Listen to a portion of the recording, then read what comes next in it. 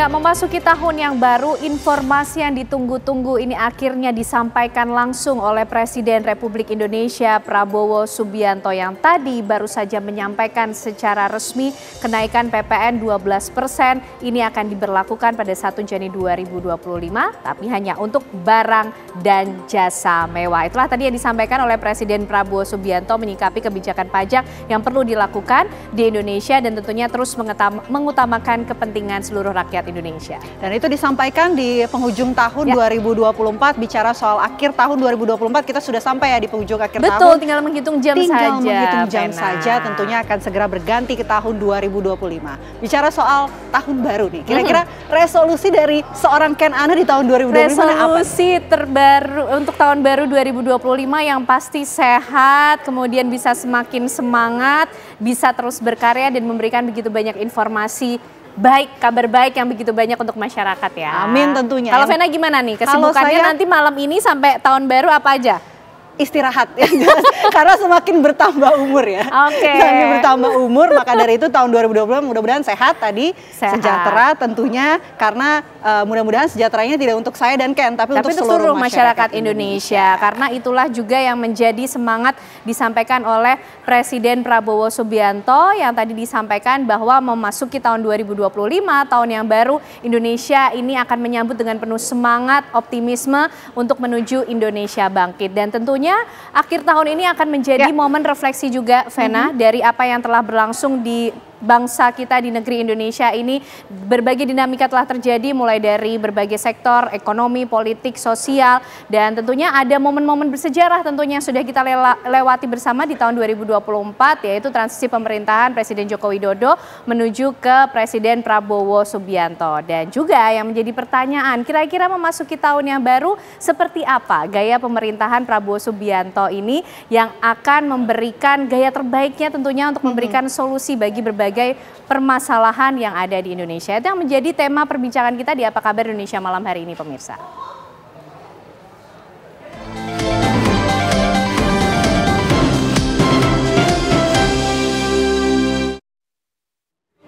Ya, kita awali informasi pertama di Apa Kabar Indonesia malam. Pemirsa, perayaan malam tahun baru yang spektakuler ini akan dihadirkan di Bundaran Hotel Indonesia malam ini. Pemerintah Provinsi Daerah Khusus Jakarta bekerja sama dengan City Vision menggelar perayaan malam tahun baru 2025 yang spektakuler melalui Kirana Jakarta by City Vision dengan mengangkat tema Jakarta Kota Global Berjuta Pesona. Melalui Kirana Jakarta 2025, Pemprov Jakarta dan City Vision ingin menjadikan Jakarta sebagai pusat perayaan tahun baru yang tidak hanya berkelas dunia, namun juga menggambarkan kekayaan budaya dan kreativitas Indonesia. Kirana Jakarta 2025, Jakarta Kota Global Berjuta Pesona, panggung raksasa dengan beragam pertunjukan dan juga atraksi ini akan menampilkan atraksi drone show dan 3D projection mapping, pertunjukan seni serta musik di sepanjang malam menyambut tahun yang baru ini, pemirsa. Ya, ini memang rutin ya dilakukan setiap tahunnya di sejumlah titik di Jakarta, terutama yang paling meriah ini biasanya ada di Bundaran HI Jakarta. Betul sekali, Vena. Kita tentunya juga akan melihat bagaimana situasi di beberapa titik lokasi, pemirsa, untuk melihat bagaimana kira-kira persiapan malam tahun baru bersama rekan-rekan kami yang sudah siap mengabarkan untuk Anda. Kita mulai dulu dari kawasan Bundaran HI Jakarta bersama Yulinda Tridewi. Yulinda, bagaimana persiapan kemeriahan perayaan malam tahun baru dari Bundaran HI?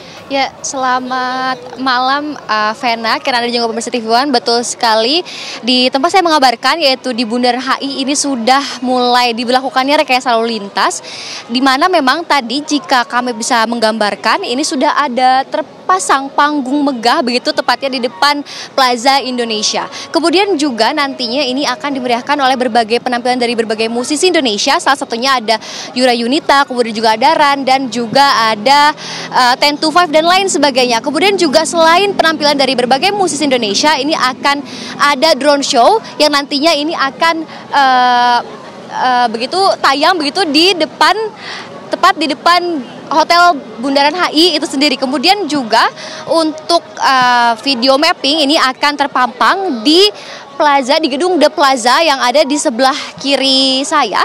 Ini jika kami gambarkan memang rekayasa lalu lintas masih diproses begitu. Kemudian juga untuk panggung ini sudah berdiri megah. Kemudian juga acara ini memang dijadwalkan akan dilaksanakan pada pukul 18.30 waktu Indonesia Barat hingga pukul 00.30 waktu Indonesia Barat.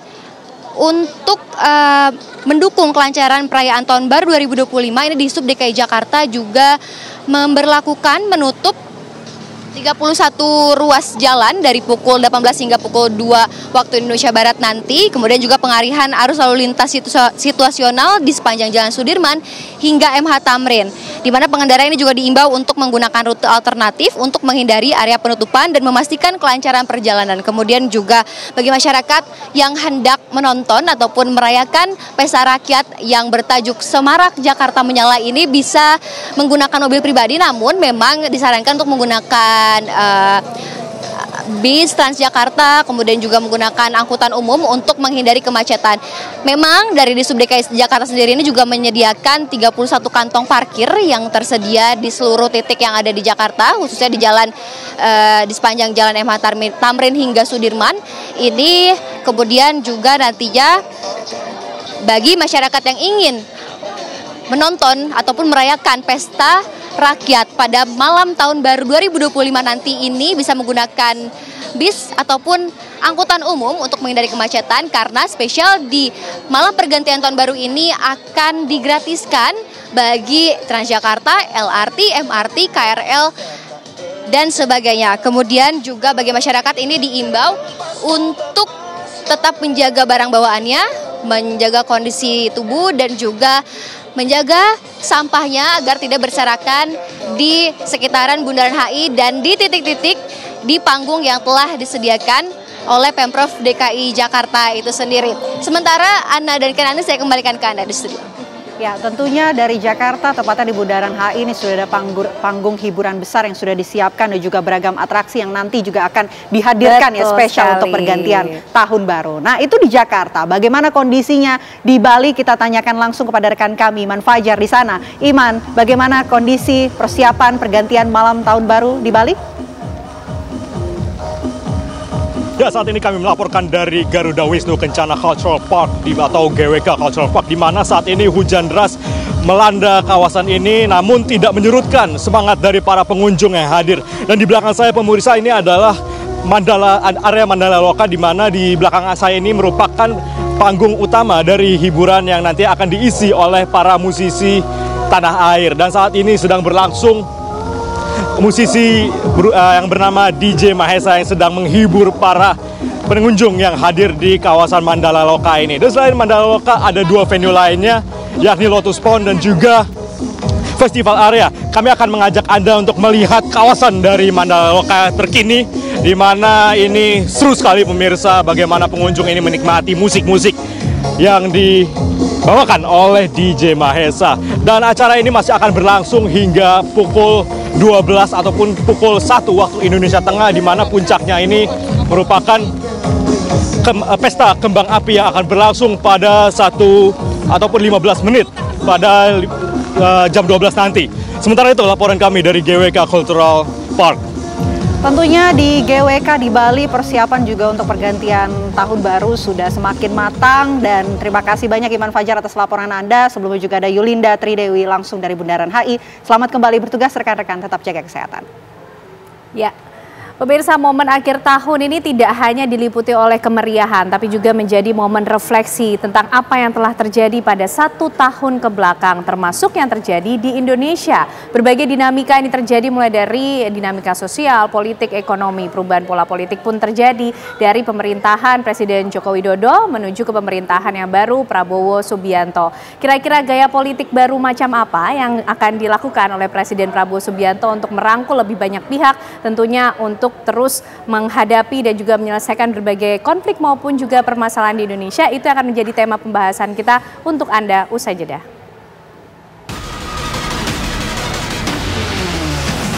Dibilang Prabowo nggak ngerti hukum lagi, tapi rakyat pun ngerti. Rakyat di pinggir jalan ngerti. Merampok triliunan, kalau triliunan ratusan triliun, vonisnya sekian tahun. Nanti jangan-jangan di penjara pakai AC, punya kulkas, pakai TV. Jaksa Agung naik banding nggak? Bro, naik banding ya? Naik banding. Vonisnya ya 50 tahun begitu kira-kira itu.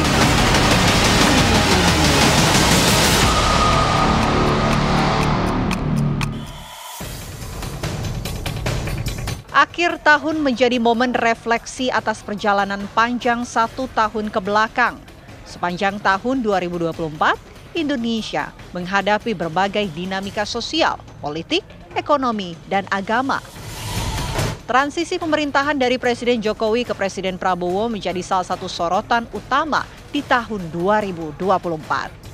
Keduanya memiliki gaya kepemimpinan yang berbeda, namun masing-masing membawa pendekatan unik untuk memajukan Indonesia. Selama 2 periode kepemimpinannya, Presiden Jokowi telah menginisiasi berbagai kebijakan besar, terutama dalam bidang infrastruktur, pemerataan pembangunan, dan kemajuan ekonomi digital. Dengan beralihnya tampuk kepemimpinan pemerintahan Indonesia kepada Presiden Prabowo Subianto, muncul sejumlah pertanyaan mengenai arah kebijakan Indonesia ke depan. Tahun 2024, tahun perubahan politik. Akankah mengubah pendekatan kebijakan dan semiotika? Prabowo akankah lebih bisa merangkul masyarakat berbagai kelompok?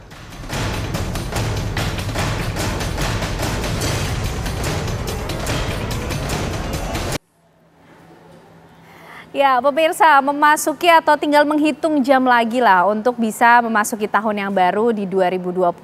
Tidak hanya semarak dan kemeriahan di berbagai titik di sejumlah daerah yang akan kita lihat, tapi tentunya yang tidak kalah penting adalah momen akhir tahun ini juga harus dijadikan sebagai momen refleksi melihat bagaimana perjalanan panjang 1 tahun ke belakang, terutama yang terjadi di Indonesia. Tentunya berbagai dinamika ini terjadi tidak hanya dari sektor sosial, politik, ekonomi. Yang menarik juga di tahun 2024 ini ada perubahan masa kepemimpinan, masa pemerintahan dari Presiden Joko Widodo menuju pemerintahan yang baru, Presiden Prabowo Subianto. Nah, kira-kira menyambut tahun yang baru, akankah ada gaya pemerintahan baru yang akan dilakukan oleh Presiden Prabowo Subianto untuk terus bisa memberikan solusi dari berbagai permasalahan maupun juga tantangan di Indonesia? Kita akan membahasnya malam hari ini tentunya bersama dengan para narasumber yang sudah memberikan waktunya menyambut malam tahun baru ini. Nanti bersama kita di Apa Kabar Indonesia Malam, Mas Hariko, terima kasih sudah hadir bersama kita malam hari ini. Juru bicara kantor kepresidenan PCO, dan juga sudah hadir bersama kita Kang Acep Iwan Saidi, pakar semiotika dari ITB, dan juga bergabung bersama kita Kang Cecep Hidayat, dosen politik Universitas Indonesia. Sehat semuanya ya, Bapak-bapak, terima kasih atas waktunya. Sebelum nanti kita menyambut tahun yang baru, tapi yang menarik juga nih Mas Hariko, pas sekali tadi kita memulai malam hari ini dengan pengumuman dari Presiden Prabowo Subianto soal kenaikan PPN menjadi 12% yang resmi berlangsung besok ya, tinggal menghitung jam ya. Tapi hanya untuk barang dan jasa mewah. Ini mewah, tentu pertimbangannya apa saja sih Mas? Karena kan ini kan kebijakan pajak yang sudah dilakukan sesuai dengan konstitusi ya, Undang-Undang Nomor 7 Tahun 2021. Gimana Mas Hariko? Iya, terima kasih Mbak Kenane, kemudian senior saya Kang Cecep sama Kang Aep ya. Ais ya. Selamat tahun baru untuk seluruh masyarakat Indonesia. Jadi kado tahun baru dari presiden kita adalah PPN 12% hanya untuk barang dan jasa yang mewah. Presiden kita sangat tegas, konsisten. Sejak awal beliau sudah mengatakan PPN, kenaikan PPN dari 11 ke 12 atau 1% ini untuk barang dan jasa yang mewah. Presiden kita sangat memahami, sehingga selama 2 bulan Pak Prabowo menjabat ini kan banyak kebijakan-kebijakan yang memang beliau peruntukkan agar masyarakat ini merasakan uang negara, kan begitu. Pertama kan kita melihat kenaikan UMP. Jadi upah itu dinaikkan menjadi 6,5%. Kemudian juga harga tiket pesawat diturunkan jadi 10%. Kemudian perjalanan dinas para pejabat untuk tahun anggaran 2024 itu dipangkas 50%. Kemudian juga perjalanan dinas luar negeri itu dibatasi, diketatkan. Jadi orang pejabat kalau ke luar negeri itu harus seizin presiden. Nah sekarang untuk studi banding itu maksimal 3 orang. Dan itu harus seizin presiden. Kemudian juga ada penghapusan ya, utang ya untuk UMKM di bidang pertanian, perikanan, nelayan. Utang ini dihapuskan oleh presiden. Intinya di tahun 2025 ini kita optimis. Nah ada satu survei dari Ipsos ya. Ipsos ini lembaga riset dari Prancis. Nah, mereka tuh survei lebih kurang 23.000 orang di 33 negara. Hasilnya Indonesia ini masyarakatnya, di antara masyarakat dunia ini, Indonesia menempati posisi yang pertama sebagai negara yang paling optimis menyambut tahun 2025. Nah kita memang lihat modal kita kan sangat besar nih. Salah satu modal yang dilakukan oleh Pak Prabowo adalah merajut persatuan ini. Jadi Presiden Prabowo sangat memahami ya bahwa kita ini ada 1.340 suku bangsa. Kita ada 718 bahasa daerah ya. Kemudian kita ini juga ada 178 ya kelompok aliran kepercayaan. Bahkan Presiden Prabowo sendiri kemarin mengatakan saya adalah contoh dari keluarga Pancasila. Jadi beliau adalah pemimpin yang sangat memahami betapa majemuknya bangsa Indonesia ini juga satu modal dari kita. Dan di tahun 2024 ini yang patut juga kita doakan dan kita bantu adalah selama lebih kurang 2 bulan ini Mbak Ken, ada 50 titik di Indonesia yang terjadi bencana. Nah pemerintah sudah menyalurkan berbagai bantuan dan masyarakat juga bergerak. Kemudian kita juga dinobatkan oleh Charity Aid Foundation, ini sebuah lembaga yang meriset. Kita juga berada di peringkat pertama. Jadi orang Indonesia ini adalah orang yang paling suka tolong menolong. Nah yang terakhir, kita melihat masyarakat tinggi sekali kesadarannya untuk memberantas korupsi. Tapi nah kemarin Presiden sudah menegaskan seharusnya hukuman koruptor itu lebih berat.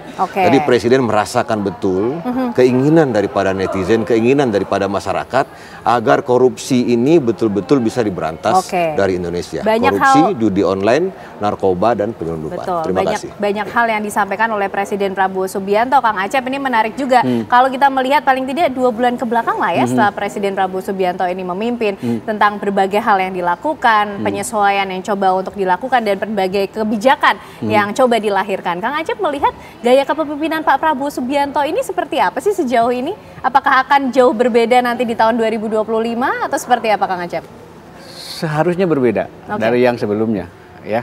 Meskipun ada kata diksi yang populer dalam prosesi pemilihan presiden sampai sekarang itu adalah melanjutkan ya. Tapi saya berharap bahwa melanjutkan itu adalah diksi politik ya. Kalau dia diksi politik, maka sebetulnya dia digunakan untuk mencapai satu target tertentu. Dan targetnya adalah memenangkan pemilihan presiden. Dan itu sudah lewat. Sudah lewat. Sudah lewat. Sudah menang ya. Betul. Maksud saya artinya diksi itu tidak digunakan lagi. Gitu ya. Jadi tidak ada move on ke tujuan yang baru ya Kang Acep ya. Gitu ya. Tapi saya melihat ya beberapa hal di bidang saya misalnya ya, yang saya dekat dengan saya pendidikan misalnya ya. Saya melihat memang bingkai besarnya memang melanjutkan, tapi saya melihat di dalamnya ada perubahan-perubahan yang cukup signifikan ya. Dan itu kabar baik menurut saya ya. Itu kabar baik yang harus kita support ya. Tanda-tanda itu, meskipun kita harus masih mengujinya. Artinya kita memang memiliki harapan, di samping juga harus tetap memelihara kecemasan. Ya. Misalnya 2 hal yang baru ini aja ya. Satu hal pengumuman kenaikan pajak ya PPN itu mencemaskan dan itu harus dipelihara kecemasan itu supaya kita terus kritis. Karena misalnya 11% untuk barang mewah. Apa itu barang mewah? Definisi itu mesti jelas gitu ya. Itu yang diinginkan oleh masyarakat. Ya, turunan-turunannya. Itu satu. Kemudian yang kedua adalah bagaimana itu dikawal. Ya, pengalaman menunjukkan bahwa di tingkat atas kebijakan-kebijakan itu seolah-olah brilliant, tapi di pelaksanaannya itu repot ya. Itu menurut saya butuh pengawalan ya. Dan yang ketiga juga butuh komunikasi yang baik, terutama dalam masyarakat digital hari ini, supaya dia tidak menjadi blunder perbincangan yang kesana kemari, di mana semua orang bisa berbicara. Jadi menurut saya itu harus ini. Itu kecemasan. Di sisi lain kita juga punya harapan. Pada saat yang sama sebelumnya Pak Prabowo mengkritik tadi dijelaskan Mas Hariko tentang korupsi ya. Saya kira sepengetahuan saya baru sekarang nih ada presiden yang menyebut jumlah hukuman ya tahun artinya 50 tahun itu ya. Itu kan real menurut saya. Betul. Ya sejatinya apa yang disampaikan oleh presiden itu menjadi semacam sabda pandita ya. Jadi dia harus ini nih, nanti kita akan lihat nih bagaimana Jaksa Agung, bagaimana dia menyikapi kata-kata Pak Presiden ini. Ya, dan itu sudah clear, sudah jelas ya. Ini hukumannya tidak terlalu kecil, beratus triliun dihukum cuma segitu, 50 tahun dong. Nah, kan udah gitu ya.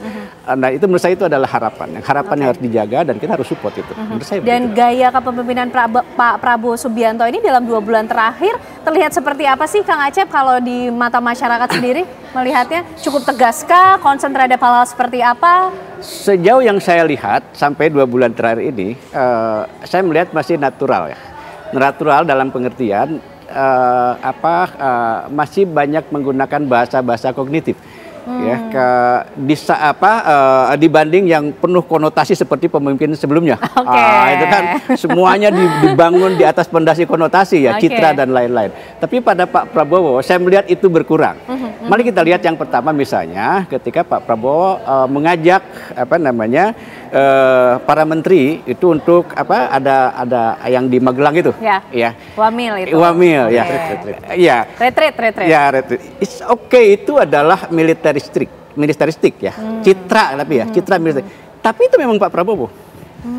Ya kan? Beliau tidak membuat satu citra yang lain. Ya aku ini gitu loh. Ya. Nah, tapi nanti kita lihat, itu kan citra yang sedang dibangun ya. Mari kita lihat mungkin citra positifnya tentang kedisiplinan dan lain-lain. Ya. Jadi mudah-mudahan itu hanya citra yang dibangun dan itu menunjukkan bahwa memang ya aku seorang militer. Karena aku harus membangun organisasiku dengan gayaku. Itu kan kejujuran menurut kritik jadi dari diri sendiri. Kritik dari berbagai pihak kan banyak kan, tapi itu dihadapi. Nah, tapi Pak Prabowo sendiri mengatakan aku ini baru 2 bulan kok. Nah, nanti kita lihat dalam 6 bulan tahun gitu. Menarik nih Kang Cecep, kita juga pengen tahu apakah akan ada banyak kejutan baru yang dilakukan oleh Presiden Prabowo Subianto ketika kita juga merefleksikan diri melihat tahun 2024 ini termasuk tahun politik yang luar biasa juga nih ya Kang Cecep, begitu banyak agenda politik yang terjadi, tapi dibahasnya nanti Kang Cecep, dijawabnya nanti usai jeda pemirsa, kami kembali untuk Anda. Ya, kembali kita akan berbincang dengan para narasumber yang sudah hadir malam hari ini pemirsa untuk bisa merefleksikan apa yang sudah terjadi 1 tahun ke belakang di Indonesia, termasuk juga membawa resolusi yang baru di tahun 2025. Kang Cecep, kalau melihat perbedaan gaya kepemimpinan dari era Presiden Joko Widodo ke era Presiden Prabowo Subianto, perubahan-perubahan apa sih yang dilihat oleh Kang Cecep? Ya, jadi sejak 20 Oktober sampai dengan akhir tahun 2024 saya kira Indonesia mengalami perubahan ya, gaya kepemimpinan. Kita coba telisik satu persatu. Pertama kalau kita bicara gaya politik ya, politik yang dilakukan oleh Presiden Jokowi dengan Presiden Prabowo tentu berbeda ya.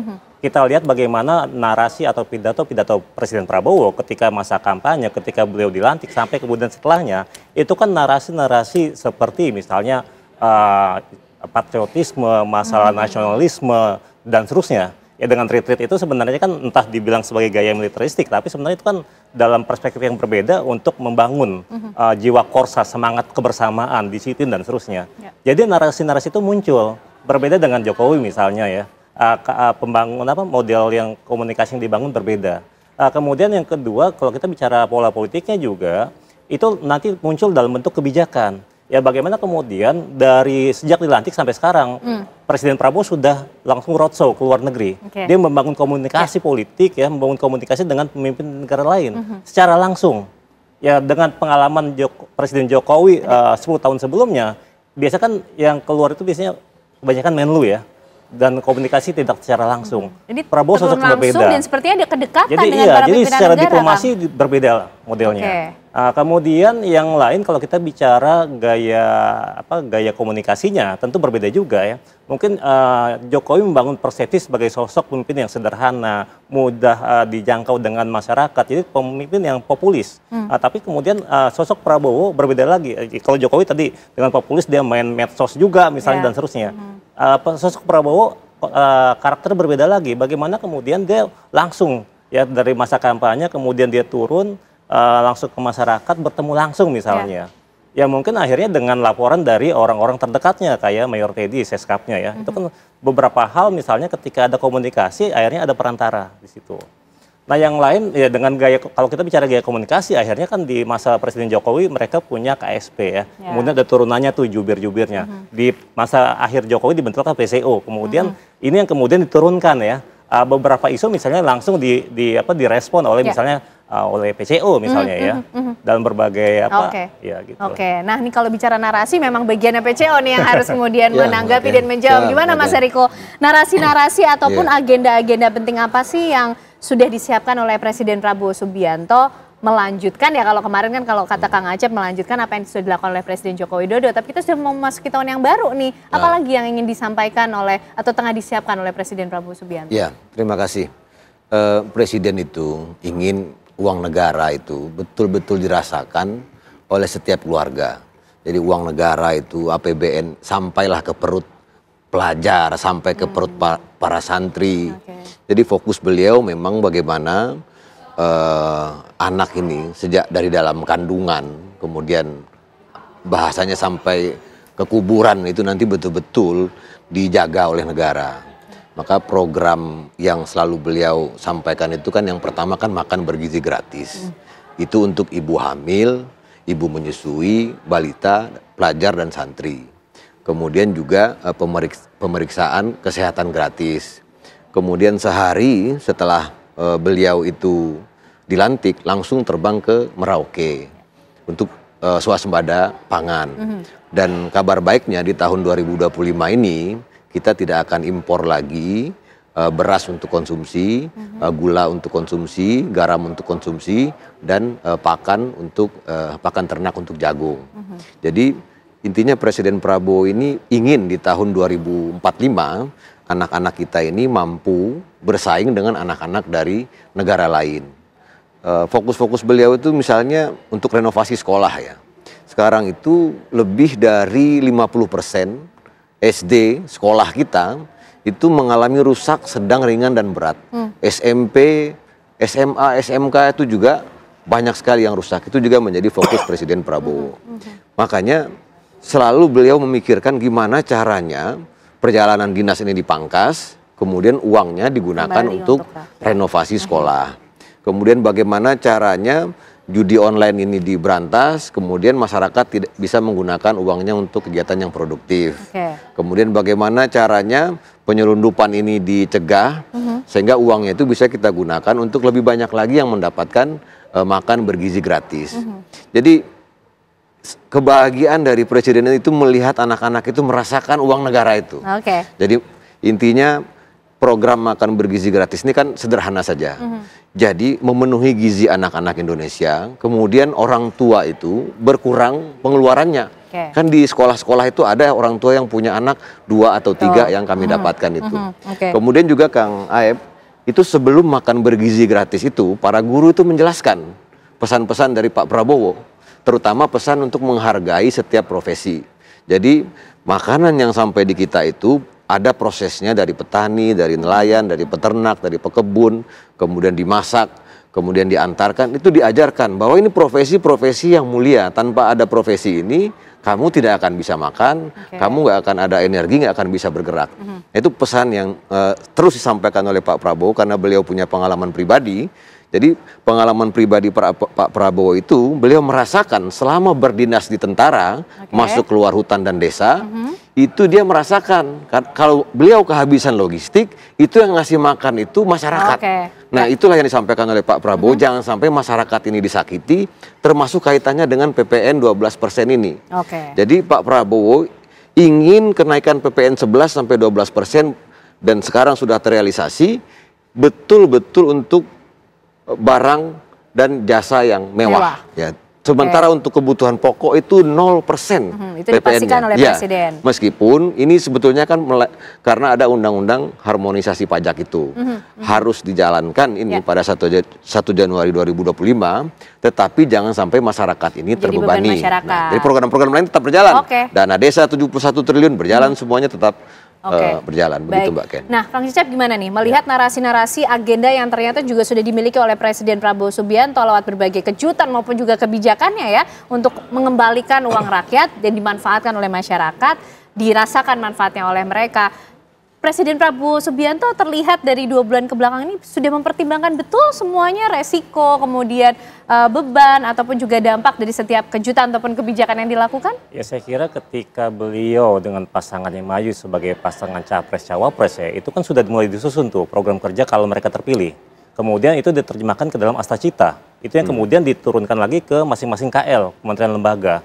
Dan harapannya memang kan yang tadi bicara kalau perbedaan Jokowi dengan Prabowo misalnya, ada misalnya Jokowi lebih fokus pada masalah infrastruktur, ekonomi ya dan seterusnya. Prabowo ini kan dia bicara masalah ketahanan pangan, ketahanan energi, ketahanan air. Itu turunannya banyak tuh kalau nanti baca ya di Astacita itu ya. Nah kemudian dari sana itu yang kemudian diterjemahkan. Ya bahkan dengan tim transisinya ya, itu kan sudah punya target pembangunan ekonomi 8%. Orang masih skeptis gimana caranya. Tapi mungkin Prabowo sampaikan ya kita harus pasang target. Kemudian ya tentu dengan tim transisinya dan sekarang tim ekonomi ya sudah dengan koordinasi dengan Bappenas saya kira itu kan sudah target ya. Dengan 8% dapat dari mana aja. Dan itu sudah ada, tinggal kemudian bagaimana memecahkan untuk 5 tahun ke depan. Dan karena ini periode pertama Presiden Prabowo, tentu Prabowo ingin sukses pada periode ini. Ya kita nggak tahu 4-5 tahun lagi, tentu saja kalau sukses tidak ada skandal apapun, akan maju lagi. Gitu, kan. Ini momen yang penting untuk membuktikan. Tentu untuk pembuktian. Jadi dengan rentetan itu ya, tentu turunannya tadi ya dengan makan bergizi gratis dan kawan-kawannya lah ya. Tapi kemudian di sini yang perlu jadi tantangan adalah bagaimana kebijakan-kebijakan ini muncul. Tapi kemudian ada respon yang kurang baik atau respon di awal yang mungkin sedikit negatif dari masyarakat. Cukup menimbulkan kegaduhan juga di tengah masyarakat. Pertama masalah pemerasan koruptor. Ketika masa kampanye kemudian baru dilantik, saya akan kerja koruptor sampai ke Antartika. Tapi kemudian setelah itu narasinya ya kita ampuni kalau dia tobat misalnya. Tapi kemudian ini kan tapi bukan seperti itu narasinya, tapi kemudian ini yang kemudian muncul di publik, jadi wacana diskursus di publik. Ini gimana jadi pemberantasan korupsi ala Presiden Prabowo misalnya. Dan saya kira orang-orang seperti dari PCO dan yang lain ya, yang berkepentingan, yang punya tupoksi itu harus bisa menjelaskan kepada publik. Termasuk wacana yang PPN 12%. Ketika itu bergulir kan langsung muncul diskursus lagi tuh. Yang wah ini kalau gini, ini sudah naik harganya nih, apalagi menjelang Natal, Tahun Baru. Kalau kita cek ya misalnya ke pasar-pasar tradisional sudah naik semua. Apalagi dampak termasuk tarif listrik yang akan naik misalnya mulai besok juga katanya. Kang Acep nih lagi-lagi ya kalau kita merefleksikan pemerintahan sebelumnya Presiden Joko Widodo dengan Presiden Prabowo Subianto dilihat dari gaya bicaranya, kemudian tanda-tandanya ataupun gaya kepemimpinannya. Ini apa sih yang signifikan membedakan antara dua sosok ini? Artinya juga akan mempengaruhi bagaimana pemerintahan ini akan berlangsung ke depan di tahun yang baru juga. Iya, yang pertama jelas kalau dari sosok ya dua orang ini berbeda secara ekstrem karena Pak Prabowo adalah militer gitu ya, kemudian Pak Jokowi adalah seorang pengusaha gitu kan, itu dari situ saja sudah berbeda. Kemudian sisi lain bagaimana keduanya mengemas bahasa ya. Pak Jokowi menurut saya adalah satu pemimpin yang selalu bermain dengan bahasa ya, dia mengelola bahasa secara terus-menerus ya, nyaris tidak ada proyek pembangunannya yang tidak berdiri di atas fondasi citra ya, termasuk infrastruktur menurut saya ya. Jadi Dan ini yang kemudian menurut saya juga harus dihati-hati oleh presiden berikutnya, oleh Pak Prabowo Subianto, ketika bahasa itu dimainkan dan ketika citra itu sudah tidak mampu membungkusnya, maka kemudian dia akan keluar kelihatan aslinya. Maka citra revolusi mental di awal itu diakhiri dengan problem mental di akhir. Nah, itu kan masalah menurut saya ya. Ini menurut saya adalah patologi citra ya, di mana teknologi digital tentang pencitraan itu membongkar itu sendiri. Dan saya melihat bahwa Pak Prabowo dengan timnya itu menyadari hal itu ya. Jadi ini jangan diulangi lagi. Artinya apa? Artinya memang Pak Prabowo pertama-tama harus menghormati dan memuliakan bahasa ya. Jadi saya katakan di awal saya katakan tadi, berbicaralah sebisa mungkin di dalam perspektif denotatif ya, tidak terlalu banyak bermain dengan konotasi. Rakyat itu tidak harus didekati dengan fisik menurut saya. Tidak perlu datang ke gorong-gorong, tidak perlu datang ke sawah-sawah ya. Rakyat itu dekati dengan kebijakannya. Ya kan? Dengan kebijakannya yang merayat selesai. Ya, bahkan dan itu mungkin cukup berbeda ya antara dua sosok ini ya, Kang Acep ya. Bisa itu kan, gitu. Nggak perlu itu ya, dekati dengan kebijakannya. Bahkan mungkin harus berjarak juga secara emosional gitu loh, karena kan dia harus menunjukkan citra kepemimpinannya. Ya, jadi menurut saya kita bermain di wilayah substansi mestinya itu. Saya melihat Pak Prabowo ada tanda-tanda ke arah sana. Ya, bermain di wilayah. Cukup bisa menjawab challenge itu. Iya. Meskipun kita masih uji ya, dan narasinya seperti apa ya, kita uji terus-menerus kan. Kita harus perhatikan terus-menerus. Tapi kabar baiknya itu ya. Jadi mari bermain di wilayah deep structure-nya gitu ya, bukan di permukaan gitu. Karena menarik gini loh Kang Acep, kalau kita melihat Presiden Joko Widodo kan dari perjalanannya dulu memulai dari wali kota, kemudian gubernur, lalu kemudian menjadi presiden. Nah, tapi sedangkan Pak Presiden Prabowo Subianto ini kan dari awal elit politik begitu kan, dari parpol. Ini cukup mempengaruhi kah dari gaya kepemimpinan mereka? Tapi ditahan dulu Kang Acep ya. Dijawabnya nanti usai jeda karena kami masih akan kembali hadir untuk Anda pemirsa. Ya, tahun baru berharap gaya politik baru. Apakah kira-kira itu yang akan kita saksikan pemirsa di tahun 2025 dengan pemerintahan yang baru di bawah kepemimpinan Presiden Prabowo Subianto? Kalau terakhir tadi kita coba melihat dari apa yang sudah dilakukan oleh Presiden Joko Widodo. Ini Kang Acep yang memulai dari wali kota, gubernur, kemudian presiden. Tapi Pak Prabowo Subianto ini kan sudah elit dari partai politik begitu ya. Tapi nampaknya Pak Presiden Prabowo Subianto dalam beberapa kali kesempatan selalu menyampaikan apa yang ditangkap dari rakyat begitu. Ini gimana Kang Acep melihatnya? Cukup signifikan tidak sih dari mana kemudian mereka merintis dengan gaya kepemimpinan mereka? Ini kan di dalam semiotika itu ada yang disebut dengan kode proeretik ya. Kode itu kode naratif untuk melihat satu karakter antara lain di dalam sepanjang narasi sejarah orang itu. Nah, kalau kita melihat Pak Prabowo, sebetulnya tidak bisa kita mulai ketika beliau aktif di partai politik. Tapi harus kita lihat dari 98 misalnya, ketika beliau pergi meninggalkan negeri ini, ya, dengan segudang persoalan, ya. Dan kemudian beliau kembali, tapi kembali beliau bukan sebagai Simalin Kundang yang kemudian tidak mengenal ibunya, tapi dia di sini mendirikan partai dan kemudian membina partai itu menjadi semakin besar.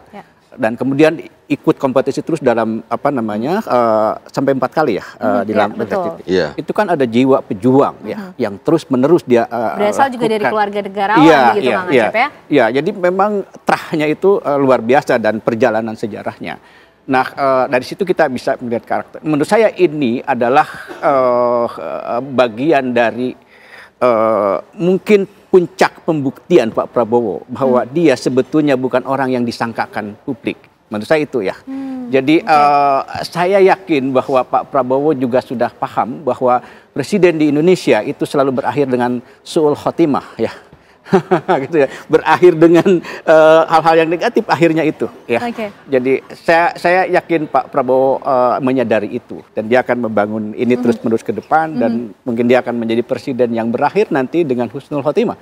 Ya, artinya memang dia akan perjuangan. Jadi menurut saya bagi beliau ini hal yang clear, hitam putih ya, membalikannya mudah gitu ya. Membalikannya dia untuk ajang pembuktian kita. Ya kita berdoa bersama saja ya. Semoga itu memang yang akan dari seorang pejuang ini ya. Betul, yang optimisme yang terus disampaikan oleh Presiden Prabowo Subianto tadi juga ketika menyampaikan mengenai pengumuman kenaikan PPN 12%, katanya menyambut 2025 Indonesia ini harus memiliki optimisme, semangat untuk bangkit. Tapi kita lihat dulu pemirsa momen di mana Presiden Prabowo Subianto ini menyapa warga langsung di lokasi Bundaran Hotel Indonesia beberapa menit lalu. Ini nampaknya momen pertama kali Presiden Prabowo Subianto hadir di tengah masyarakat di momen malam pergantian tahun baru. Ini pemirsa, kita lihat bersama menaiki kendaraan berwarna putih, maung putih nih ya Mas Hariko ya. Yeah. Kita lihat langsung menyapa warga yang sudah berkumpul untuk bisa merayakan atau mengikuti bersama kemeriahan semarak dari pergantian malam tahun baru ini. Nah ini Kang Cecep, kalau kita melihat gaya-gaya seperti ini yang dilakukan oleh Presiden Prabowo Subianto kepada masyarakat tampaknya juga sering sekali menyapa warga secara langsung. Tidak jauh berbeda dong berarti dengan Presiden Joko Widodo atau gimana Kang Cecep? Oke, jadi gini, kalau kita bicara ya apa yang dilakukan Presiden Prabowo sekarang tentu saja itu rentetan ya. Perilaku, ucapan, tindakan beliau saat ini itu adalah rentetan dari sosialisasi politik. Oke. Nah gimana maksudnya? Beliau hampir puluhan tahun, 3 dekade di militer. Ya puluhan tahun di militer. Kemudian jadi pengusaha. Kemudian bertarung dalam Golkar. Ya. Kemudian ketika gagal ya mendirikan partai. Kemudian ikut dalam kompetisi kepemimpinan nasional. Nah, kemudian di luar pemerintahan, kemudian bergabung pemerintahan. Jadi kita lihat bagaimana pengalaman politik Prabowo lebih matang ya, lebih banyak dibanding presiden sebelumnya. Dan itu membentuk karakter sekarang. Apalagi ya tadi dia seorang petarung sebenarnya kan. Dia sampaikan itu dalam beberapa kali kesempatan di kampanye kemarin. Dan sebagai seorang pemimpin tentu kan dia ingin menyatu dengan masyarakatnya. Dan hal kayak gini, ini yang kedua ya. Yang sebelumnya ketika habis dilantik, dia kan sepanjang jalan dari Senayan sampai ke Monas itu dia salami juga. Ini membuktikan bahwa pemimpin untuk menjadi simbol bahwa bisa loh terjadi manunggaling kawula Gusti gitu ya. Bahwa antara pemimpin dengan masyarakat itu bisa bersatu. Nah ini kan bagaimana disentuh tangannya ya, bersalaman tadi bahkan dan seterusnya. Dicium langsung oleh Pak Prabowo, dalam beberapa anak yang ada di situ. juga kan Ya, misalnya ya, anak-anak kecil dicium keningnya dan seterusnya. Itu kan menunjukkan bahwa pemimpin juga mungkin memang perlu ada jarak, tapi dalam kesempatan yang lain perlu untuk untouchable gitu. Tidak, ya ada kedekatan emosi ya. Ya mungkin bahwa kami juga bisa bersentuhan langsung dengan rakyat. Mas Hariko, ini agenda Pak Prabowo, presiden kita hadir langsung malam hari ini sebagai seorang presiden, teragendakan atau gimana nih? Kebetulan pas sekali setelah mengumumkan kenaikan PPN 12%. Maknanya apa nih Presiden Prabowo Subianto hadir di tengah-tengah masyarakat di Bundaran HI? Iya, terima kasih Mbak Ken. Memang salah satu kebiasaan presiden kita Bapak Prabowo kalau naik mobil, kendaraan itu selalu membuka kaca mobil. Kemudian berinteraksi dengan masyarakat. Itu sudah sejak muda. Sesungguhnya pada hari bahagia ini menjelang tahun baru, presiden kita ingin seluruh masyarakat itu merayakannya dengan bahagia. Kemudian sama tadi kenaikan PPN 1% dari 11 ke 12% itu kan sebetulnya amanah undang-undang tahun 2021. Pertama, presiden menunjukkan bahwa beliau seorang yang tahu cara bernegara. Kemudian yang kedua, presiden juga bertanya apakah ini membebani masyarakat. Kemudian karena sejak awal sikap Presiden Prabowo itu adalah jangan sampai masyarakat ini terbebani. Pokoknya bahasanya itu menjaga masyarakat ini beliau selalu jaga. Misalnya beliau mengatakan apa artinya kita menjadi anggota G20 atau menjadi perkumpulan besar di sebuah negara, tapi kalau rakyat ini kelaparan itu sama sekali tidak ada artinya. Makanya salah satu kado di tahun baru 2025 ini adalah presiden konsisten dengan sikapnya tegas, intinya jangan sampai masyarakat ini terbebani oleh kenaikan PPN 1% dari 11 ke 12. Tadi tegas beliau sampaikan PPN itu hanya untuk barang dan jasa yang mewah. Kemudian beberapa barang saya khawatir salah ya. Misalnya untuk barang dan jasa yang dibutuhkan masyarakat tetap akan diberikan pembebasan PPN itu ya.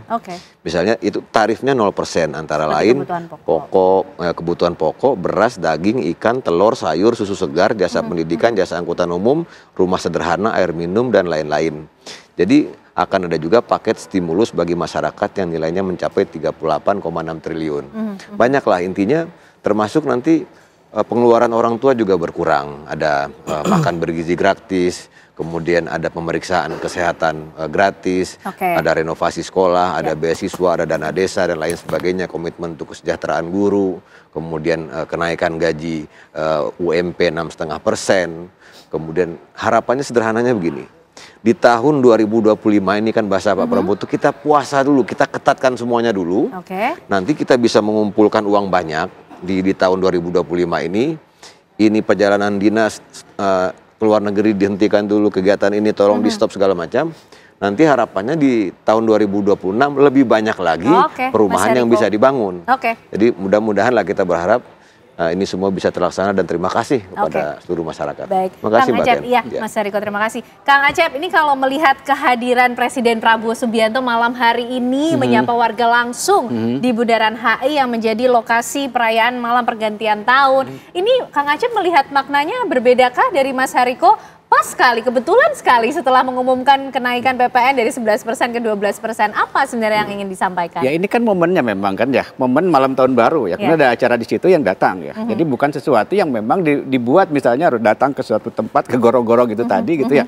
Jadi ini memang momennya datang ke situ dan Pak Prabowo kan memang dalam beberapa hal mengadopsi gaya Soekarno ya, baru berpakaian, naik mobil kap terbuka, nah kan itu ya bersalaman dan itu ya. Jadi saya melihatnya sebatas ini itu ya. Jadi bahwa kemudian tadi sebelumnya mengumumkan apa namanya kebijakan baru ya, apa yang menurut saya itu tadi mencemaskan itu ya pada saat yang sama kemudian memang momennya pas gitu ya, momennya tepat. Menandakan apa? Apakah seperti memberikan jaminan kepada masyarakat bahwa Presiden Prabowo Subianto akan terus hadir di tengah masyarakat di balik berbagai kebijakan mungkin yang harus dia ambil oleh seorang presiden? Ya, saya katakan tadi bahwa kehadiran itu tidak harus selalu fisik ya, kehadiran itu, tapi justru di dalam kebijakan ya, di dalam kebijakan yang itu ramah dengan rakyat. Kalau tadi misalnya kita lihat PPN 12% itu, kan tetap itu untuk kelas menengah, kelas atas terutama ya.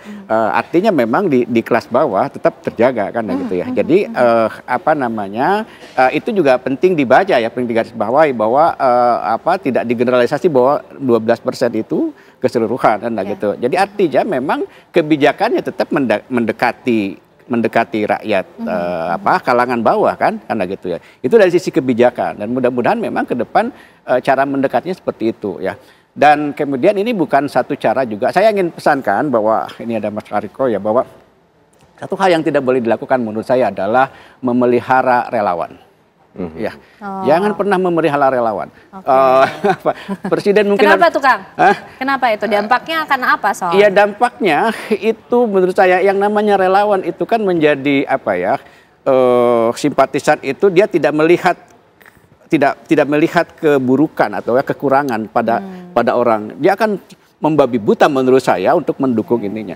Dan presiden menurut saya hati-hati dengan itu. Ya, karena itu bisa jadi bumerang gitu ya, bisa jadi bumerang itu kemudian akan menjadi menimbulkan konflik horizontal di bawah ya. Kita melihat kok oposisinya seperti itu, tapi ini kok relawan seperti itu. Dan itu menurut saya hal yang perlu dijaga ya, perlu dijaga bahwa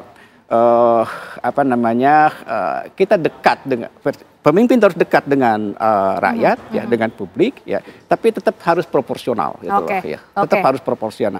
Saya ingin tambahkan sekali lagi. Dulu ketika 2014 saya menulis panjang tentang Joko Widodo sampai 40 halaman tentang model kepemimpinannya. Tapi kemudian saya di akhir saya katakan bahwa kalau memang ini keluar dari citra yang dibangun itu, maka saya adalah salah satu orang yang pertama-tama akan mengkritisinya. Ya akan dalam tanda kutip akan memberontakinya ya. Kalau sekarang udah menulis belum Kang? Kalimat itu saya akan sampaikan juga di sini ya. Kita akan dengan masa pemerintahan yang baru ini, presiden yang baru. Makanya kita akan lihat ke depan seperti apa. Tapi saya masih punya keyakinan Pak Prabowo akan tetap on the track ya di jalan itu. Kalau melihat dari sisi yang ditampakkan. Kalau keyakinannya Kang Cecep seperti apa? Sudah mulai membuat tulisan juga kah untuk presiden baru kita Prabowo Subianto di masa kepemimpinan 2 bulan ini dan nanti memasuki tahun yang baru? Tulisan kemarin muncul di satu media asing ya, saya komparasi kemarin Prabowo dengan Trump kemarin. Nah, tapi poinnya begini lah, di tahun ini udah nih yang terakhir ya, ya. Jadi masuk ke tahun 2025 saya kira ini tantangan juga buat seorang Prabowo ya sebagai seorang presiden. Ini jadi momentum politik sebenarnya. Bagaimana apa yang telah disampaikan beliau di masa-masa kampanye ya dengan asta cita, dengan berbagai pesimistis ya. Orang melihat pertumbuhan 8%, bisa apa enggak? Orang melihat makan bergizi gratis, makan siang gratis, jadi makan bergizi gratis buat anak-anak SD yang jumlahnya jutaan, yang pengeluarannya di total berapa? Bisa nggak kita? Nah, ini semua yang harus dijawab oleh Prabowo sebenarnya. Karena targetnya cukup tinggi. Gimana Mas Eriko? Ya, terima kasih Kang Cecep. Ada satu hal juga yang penting kami ingatkan di tahun baru 2025 ini, utamanya kepada yang kami hormati ibu bapak yang sudah terlanjur menaikkan harga. Karena ada seorang konten kreator kemarin yang mengatakan kenaikan harga ini bukan karena kenaikan PPN 1% dari 11 ke 12. Tapi dia mengatakan ada teori ekspektasi dalam ekonomi. Jadi kalau ada isu hoax, ada disinformasi, ada fitnah dan ada kebencian, itu bisa juga menaikkan harga. Jadi mohon kepada ibu dan bapak yang sudah menaikkan harga, tadi Presiden sudah tegas, intinya kenaikan PPN 1 sampai 11 sampai ke 12 itu hanya untuk barang dan jasa yang mewah. Sementara kebutuhan pokok harian itu tidak naik. Tidak ada PPN-nya. Karena ada juga yang memanfaatkan ini untuk menaikkan harga. Kenapa ini naik? Kan PPN naik. Padahal yang terkena PPN itu hanya barang dan jasa yang mewah. Ini dengan segala hormat ya kepada para konten kreator. Tapi kami juga melihat dukungan yang sangat besar dari para konten kreator terkait dengan pemberantasan korupsi dan judi online. Ini terima kasih kami haturkan. Baik. Tinggal menghitung jam lagi, kita akan memasuki tahun yang baru 2025. Harapannya tidak hanya diliputi oleh kemeriahan dan juga kesemarakan, tapi juga menjadi momen refleksi dari apa yang sudah berlangsung 1 tahun ke belakang dialami oleh Indonesia dengan berbagai dinamika yang ada. Pesan dari Presiden Prabowo Subianto tadi menyambut tahun 2025 dengan bahagia, dengan optimisme dan juga semangat untuk Indonesia yang bangkit. Kita tunggu nanti tanda-tanda baru dan juga harapan baru tentunya dari pemerintahan yang baru. Selamat tahun baru Mas Eriko, Kang Acep, Kang Cecep, terima kasih sudah menyempatkan malam pergantian tahunnya bersama kami di Apa Kabar Indonesia Malam, pemirsa. Tapi tentu kami masih akan mengajak Anda untuk melihat bagaimana kemeriahan untuk menyambut malam pergantian tahun yang baru di sejumlah titik. Usai jeda kami kembali untuk Anda. Anda kembali menyaksikan Apa Kabar Indonesia Malam, pemirsa. Persiapan perayaan pergantian malam tahun baru 2025 tentu di sejumlah titik sudah ada yang dimulai. Kita coba pantau, kami ajak Anda tergabung bersama rekan-rekan kami. Ada Yulinda yang saat ini berada di kawasan Bundaran HI Jakarta, kemudian juga ada Hilda yang berada di kawasan Monas Jakarta, Syahda yang berada di kawasan Bandung Jawa Barat, dan juga Syamsul Ma'arif di Makassar, Sulawesi Selatan. Kita terlebih dahulu menuju ke kawasan Monas Jakarta, sudah ada Hilda di sana. Hilda, bisa Anda gambarkan seperti apa rangkaian pergantian malam tahun baru di Monas? Ya baik, selamat malam. Betul sekali, memang menjelang pergantian tahun 2025 nanti, Monas ini menggelar sejumlah acara bertemakan Semarak Jakarta Mendunia, dan memang salah satunya adalah ada panggung di belakang saya ini yang nantinya akan diramaikan oleh beberapa artis. Tadi juga sudah ada Fire Amanda yang sudah bernyanyi, lalu juga nantinya akan ada Juliet, hingga nanti akan ada Lucky Anima yang nanti akan melakukan performance-nya di panggung tepat di belakang saya ini. Nah, selain itu nantinya juga akan ada pesta kembang api spektakuler, lalu juga nantinya akan ada teknologi video mapping yang menjelaskan mengenai sejarah Indonesia di sisi barat Monas, lalu juga ada tarian tradisional dari berbagai daerah, ada juga hutan berbinar dan juga air mancur menari. Nah, selain itu pemirsa, para pengunjung juga nanti bisa menikmati wisata kuliner yang memang sudah tersebar di kawasan Monas. Selain itu juga akan ada spot-spot foto tematik sehingga masyarakat ataupun pengunjung bisa berfoto-foto bersama sanak keluarga maupun saudara. Nah, memang tadi diprediksi penutupan jalan ini sekitar pukul 18.00, namun memang terjadi keterlambatan sehingga penutupan jalan ini terjadi sekitar pukul 7 malam tadi hingga pukul 2 dini hari nanti. Selain itu, memang Pemprov DKI juga akan mengadakan muhasabah dan juga pembacaan doa bersama menjelang tahun baru 2025 oleh Imam Besar Masjid Istiqlal Dr. Nazaruddin Umar. Sementara kembali ke studio. Baik, terima kasih Hilda Ramadanti atas laporan Anda langsung dari kawasan Monas Jakarta. Kita langsung bertolak menuju kawasan Bundaran HI Jakarta. Sudah ada Yulinda di sana. Yulinda, bisa Anda gambarkan suasana di Bundaran HI setelah Presiden Republik Indonesia Prabowo Subianto meninjau dan juga menyapa sejumlah warga di sana?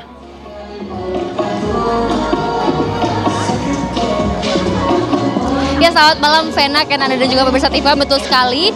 Sekarang di Bundaran HI ini sudah berdiri megah panggung di belakang saya mengabarkan ini sudah mulai tampil musisi-musisi Indonesia, di antaranya tadi Rahmani Asri ini, kemudian nanti juga ada Yura Yunita, kemudian ada Ran dan juga Ten to Five dan masih banyak lagi. Tidak hanya penampilan dari banyak musisi Indonesia, namun juga penampilan dari drone show sebanyak 800 drone show yang dipasangi LED akan menghiasi langit di Bundaran HI yang membentuk formula-formula unik, formasi-formasi unik. Kemudian juga nanti akan ada video mapping di layar The Plaza, gedung The Plaza di belakang saya mengabarkan ini cukup besar. Kemudian juga jika kami gambarkan mengenai situasi masyarakat dan euforia masyarakat ini mulai terus berdatangan begitu ke Bundaran HI. Kemudian juga dari para masyarakat ini memang didominasi oleh anak-anak muda, tidak sedikit juga ada keluarga yang membawa anak-anak kecilnya.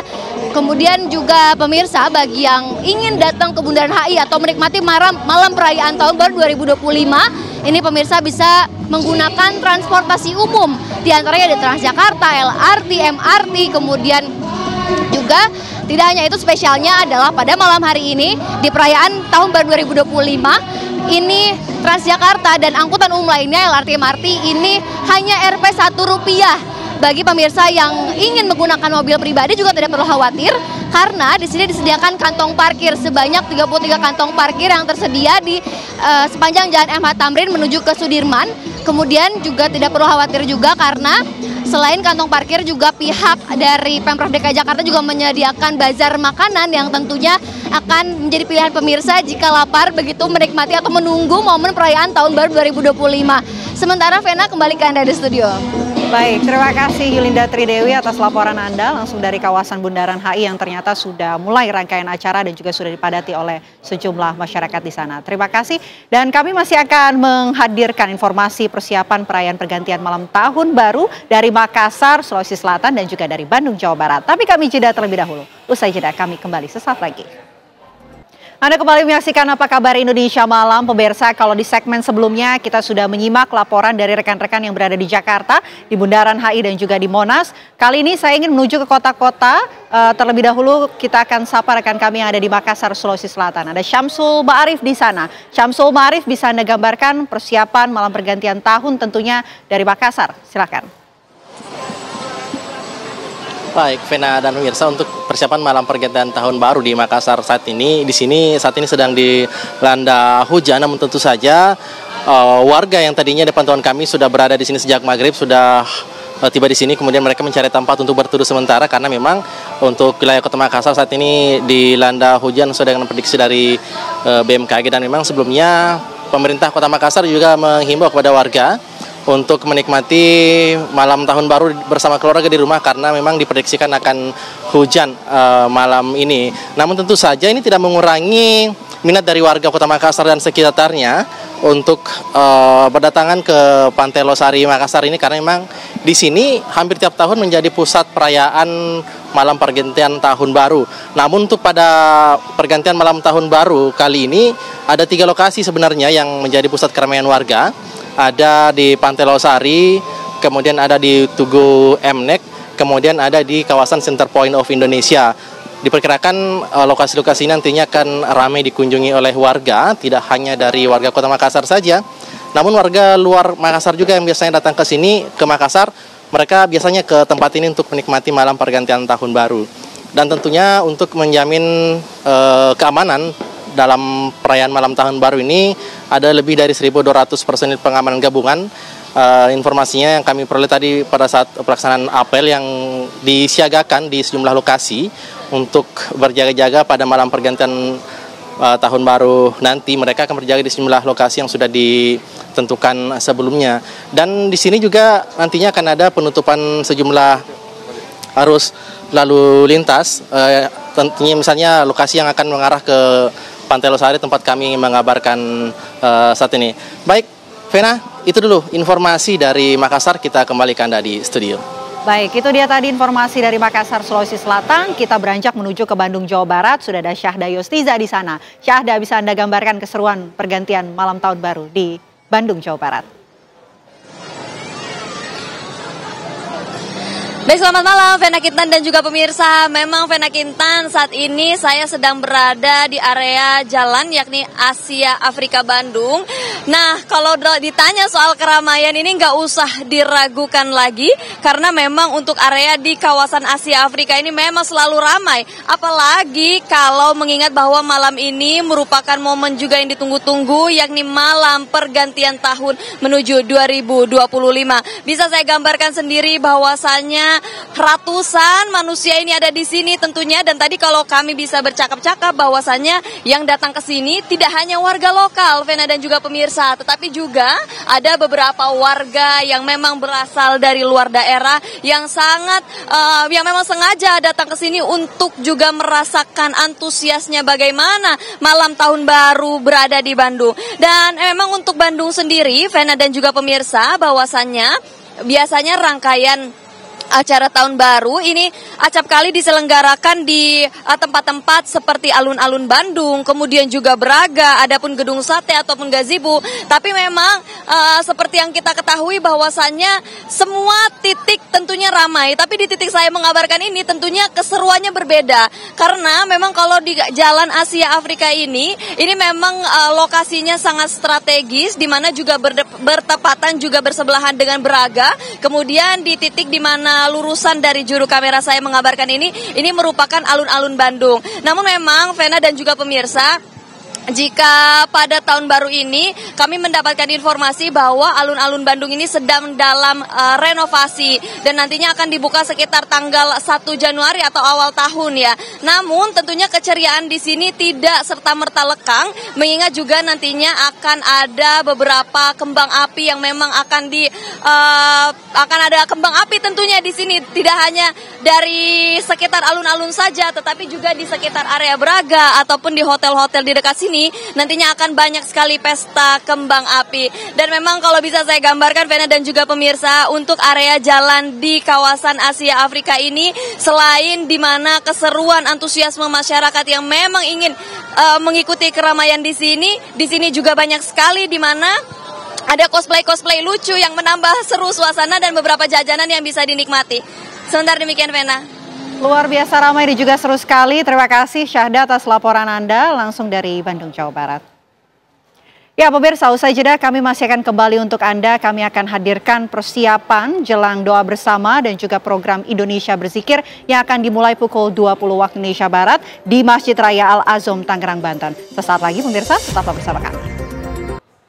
Ya, pemirsa Anda masih menyaksikan Apa Kabar Indonesia Malam, dan tentunya yang menyita perhatian kita menjelang pergantian tahun baru ini, Vena, tadi Presiden Prabowo Subianto hadir langsung menyapa masyarakat di kawasan Bundaran Hotel Indonesia Jakarta. Ini momen pertama kali Prabowo Subianto hadir sebagai presiden di malam pergantian tahun baru ya Vena ya? Tentunya juga kehadiran dari Presiden Prabowo Subianto selain ingin bertemu dan juga menyapa satu persatu warga di sana, ingin juga merasakan lah kemeriahan yang sudah terasa di Bundaran HI Jakarta, persiapan pergantian malam tahun baru 2025. Ramai sekali, banyak sekali yang nampaknya ini antusias untuk bisa menyapa dan menyaksikan secara langsung ya wajah dari Presiden Republik Indonesia. Betul, dekat sekali Presiden Prabowo Subianto dengan masyarakat, khususnya yang malam hari ini sudah berkumpul di kawasan Bundaran Hotel Indonesia Jakarta untuk ikut dalam rangkaian acara malam pergantian tahun baru, menyapa langsung warga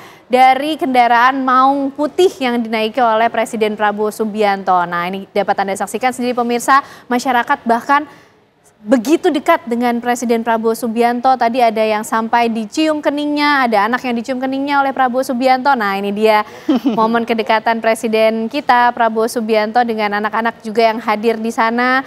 Terlihat kebahagiaan, kegembiraan bisa ada dalam jarak yang begitu dekat. Nah, ini dia seperti kehangatan yang kita saksikan bersama dari sosok Presiden Prabowo Subianto yang menyapa warga malam hari ini di sana. Ini sebenarnya cukup baru ya kalau kita lihat pergantian tahun ini kemudian dihadiri dan juga ikut dimeriahkan oleh Presiden Republik Indonesia di kawasan Bundaran HI yang banyak masyarakat ini tidak menduga-duga bisa menyaksikan secara langsung begitu sosok Presiden Republik Indonesia yang menyapa dengan hangat dan juga sangat antusias ya untuk bisa bertemu dengan satu persatu warga tentunya. Betul, seperti kejutan yang indah di malam pergantian tahun yang baru. Tadi bahkan juga nampak Presiden Prabowo Subianto ini seperti memberikan bantuan begitu kepada masyarakat secara langsung di kawasan Bundaran Hotel Indonesia. Ya, kita lanjutkan Kenana dan juga pemirsa, ini menyongsong pergantian tahun dari 2024 ke 2025. Ribuan umat muslim mengikuti zikir di Masjid Raya Al-Azom di Tangerang, Banten. Langsung saja kita bergabung bersama rekan kami ada Muhammad Sofyan di sana. Kita akan tanyakan persiapan jelang program Indonesia Berzikir menyambut tahun 2025. Sofyan, silahkan. Baik, terima kasih Ken Ana dan juga Vena Kintan yang telah melaporkan dari Pulau Gadung. Nah, keramaian bukan hanya di beberapa titik, tapi juga keramaian juga terjadi di kota Tangerang, Banten. Tepatnya di Masjid Raya Al-Azom, kota Tangerang, Banten. Beberapa menit lagi, sekitar 10 menit lagi, kami akan live bersiaran dari program Indonesia Berzikir bersama warga masyarakat kota Tangerang dan juga mungkin dari seluruh Indonesia juga hadir untuk mengikuti bersama, yaitu Indonesia Berzikir menyambut tahun baru 2025. Itu tema besar kita. Nanti akan hadir bersama para guru-guru kita, ada Ustadz Riza Muhammad, kemudian juga ada Ustadz Tile atau Ustadz Nur Fadila, dan juga ada Kiai Haji Sumarno, lalu juga Habib Ahmad Al-Kaf, dan juga Ustazah Bunda Yati Priyati akan memberikan tausiah selama 1,5 jam atau lebih tepatnya 90 menit ke depan, mulai pukul 20 hingga 21.30. Kita akan bertausiah bersama, kita akan berzikir bersama-sama bersama para guru-guru insya Allah nanti.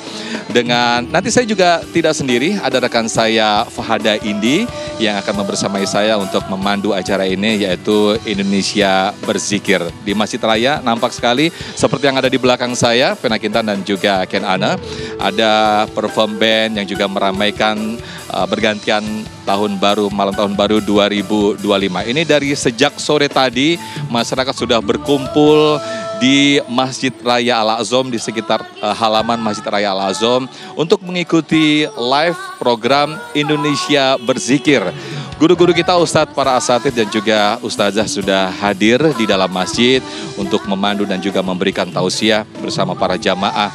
Seharusnya atau selayaknya malam pergantian tahun baru bukan hanya dirayakan dengan kemeriahan, namun juga bermuhasabah dan berzikir bersama guru-guru kita. Saya kembalikan ke Ken Ana dan juga Vena Kintan, nantikan kami hadir di pukul 20.00 hingga 21.30. Ken, Vena. Baik, terima kasih Muhammad Sofyan. Nanti kita akan ikuti bersama Indonesia Berzikir yang akan berlangsung pada pukul 20 waktu Indonesia Barat. Tapi juga pemirsa, kami tentu saja akan mengajak Anda untuk melihat bagaimana suasana malam pergantian tahun tidak hanya dari dalam negeri, tapi juga kita akan lihat bagaimana kondisinya di Australia ya, Vena ya, bersama rekan kami Ismail Fahmi di sana, warga negara Indonesia di Australia. Selamat malam waktu Australia ya, Ismail Fahmi, bagaimana kemeriahan ataupun juga suasana malam pergantian tahun baru di sana? Selamat malam Ken Ada dan juga Ken di Jakarta dan tentunya pemirsa di Indonesia. Saat ini saya berada di tengah kota Melbourne, di kawasan sekitar di kota Melbourne, Australia. Dan saat ini memang tengah berlangsung peringatan tahun baru. Sebelumnya peringatan tahun baru di Australia, tepatnya di Melbourne, itu dilakukan 2 kali. Yang pertama yaitu pada pukul 9.30 dan yang berikutnya itu pada dini hari nanti. Dan pada pukul 9.30 umumnya ditujukan untuk keluarga yang ada di Melbourne, biasanya mereka yang kecil atau bayi, mereka bisa memilih untuk bisa berpartisipasi pada peringatan tahun baru di pukul 9.30 malam. Dan untuk dini hari, walaupun keluarga tentunya tetap bisa terlibat untuk mengikuti pesta tahun baru, namun juga umumnya di sini adalah anak-anak muda yang tentunya memiliki aktivitas yang sedikit berbeda dengan keluarga. Tapi kita bisa lihat di belakang saya ini masih banyak juga keluarga-keluarga yang berserta pada peringatan tahun baru di Melbourne tahun ini. Ya, Fena. Baik, Ismail Fahmi, mungkin bisa Anda gambarkan saat ini situasinya, posisinya apakah memang di Melbourne, Australia sudah berganti tahun ke tahun 2025 dan adakah mungkin kegiatan-kegiatan khusus yang digelar di Melbourne? Yang berbeda dengan tahun-tahun sebelumnya, pada tahun kali ini peringatan tahun baru diselenggarakan hanya di 4 titik di tengah kota Melbourne, di kawasan CBD, yaitu pertama di kawasan Flagstaff, yang kedua yaitu di daerah Docklands, dan yang ketiga di daerah dan yang keempat adalah di sekitar sebelah kawasan timur CBD. Jadi ada 4 titik dan di 4 titik itulah peringatan tahun baru diselenggarakan dan sengaja dipecah di 4 titik itu agar tidak terpusat pada satu titik sehingga penyebaran orang juga tidak menimbulkan suasana kemacetan yang berlebihan. Namun walaupun begitu, sekalipun sudah dipecah di 4 titik, tadi pantauan kami di kota Melbourne untuk parkir kendaraan cukup sulit sehingga banyak orang yang akhirnya terpaksa parkir kendaraan di tempat-tempat yang tidak layak ditempati, dan juga warga juga sebagian besar akhirnya memilih untuk berjalan kaki dari kawasan CBD di kota Melbourne sehingga mereka sudah memiliki untuk parkir kendaraan dan tentunya mereka menggunakan transportasi publik begitu. Baik, Ismail Fahmi. Ya.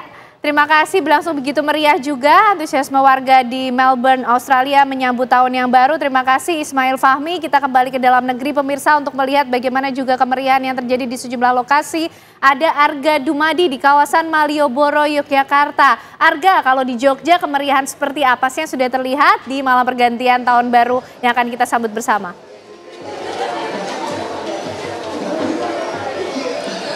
Ya, seperti biasa pemirsa, kalau di Yogyakarta malam pergantian tahun baru itu beberapa titik yang ramai, salah satunya adalah di kawasan Malioboro, Yogyakarta, tempat saya mengabarkan saat ini. Walaupun mungkin saat ini kesannya masih terlihat cukup lengang begitu, karena memang baru saja ini hujan yang cukup deras mengguyur wilayah Yogyakarta. Namun biasanya nanti menjelang detik-detik pergantian tahun, ini suasana di Malioboro itu begitu penuh. Di belakang saya ini biasanya orang-orang sudah akan banyak sekali berdesak-desakan, bahkan susah sekali untuk bergerak begitu. Namun untuk saat ini perlahan-lahan juga mulai terlihat adanya aktivitas atau kedatangan dari orang-orang ke jantung pariwisata kota Yogyakarta ini. Dan kami memang sesekali masih melihat ada kendaraan bermotor yang melintas di kawasan Malioboro ini. Walaupun informasi yang kami dapatkan sebenarnya untuk kawasan Malioboro Yogyakarta ini sudah ditutup untuk kendaraan bermotor sejak pukul 18 waktu Indonesia Barat tadi. Mungkin ini adalah kendaraan-kendaraan yang melintas dari gang-gang yang berada di sekitar kawasan Malioboro Yogyakarta. Namun biasanya nanti ketika detik-detik pergantian tahun ini terjadi, ini betul-betul sudah tidak dapat dilalui oleh kendaraan dan hanya tinggal orang-orang saja yang bisa melintas berjalan kaki melewati ini. Ya, untuk sementara demikian, kembali ke Jakarta. Baik, terima kasih Arga Dumadi sudah melaporkan keseruan langsung dari kawasan Malioboro, Yogyakarta. Ya.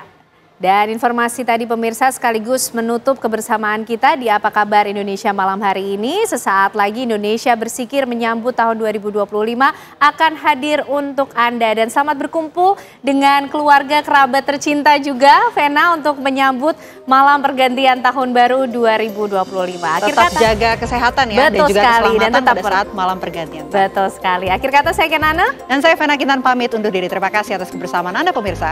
Sampai jumpa.